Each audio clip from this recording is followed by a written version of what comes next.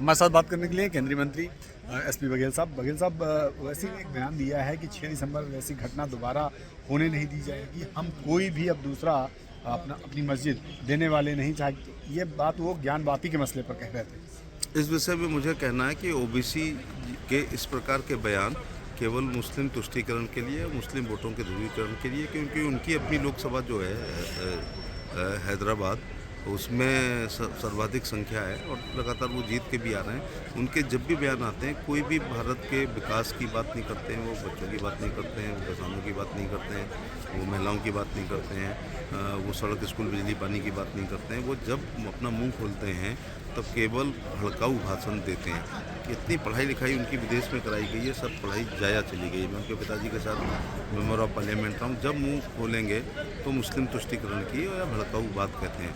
प्रधानमंत्री को जिलेला ही कहते हैं और हमेशा अक़लियत की बात और आइन की बात और जमहूरियत की बात कहते हैं।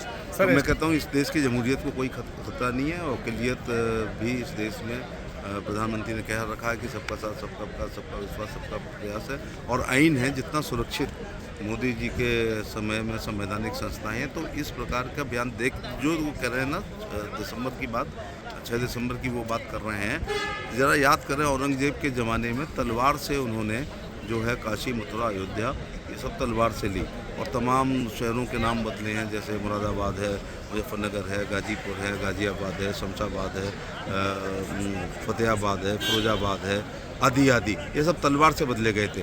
अब देश संविधान और कानून से चलेगा। अदालत से, माननीय सुप्रीम कोर्ट से निर्णय अयोध्या के पक्ष में हुआ है और ये जो है ज्ञानव्यापी और हमारा मथुरा है, ये अदालत में विचाराधीन है।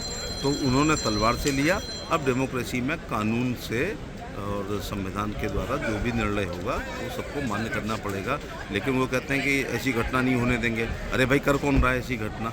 देश संविधान और कानून से चलेगा और वो रोकने की वो तो अपनी बता रहे हैं, ये तुष्टीकरण है कि हमारे रहते हुए, वो कुछ भी नहीं है।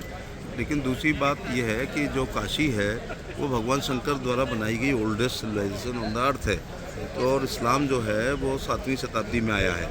तो सत्य है, ज़रा परेशान होता है लेकिन कभी परास्त नहीं होता है। तो एविडेंसेज हैं वो पक्ष में आ रही हैं। लेकिन इसी प्रकार से मथुरा में है, समकालीन किसी भी कवि लेखक, इवन चाहे रसखान हो या रहीम हो या सूरदास जी हों, सब ने लिखा है कि कृष्ण जी के पिताजी का नाम जो था वासुदेव था, माँ देवकी थी, नंद जी ने पाला, यशोदा जी ने पाला, पत्नी का नाम रुक्मणी थी, राधा जी की सहेलियों का नाम है, मित्र, मनसुख और सुदामा का नाम है, तो कंस का नाम है। तो ये एक भी व्यक्ति ने उस समय ऑब्जेक्शन नहीं किया है। तो जन्मभूमि पर भी ऑब्जेक्शन नहीं होना चाहिए।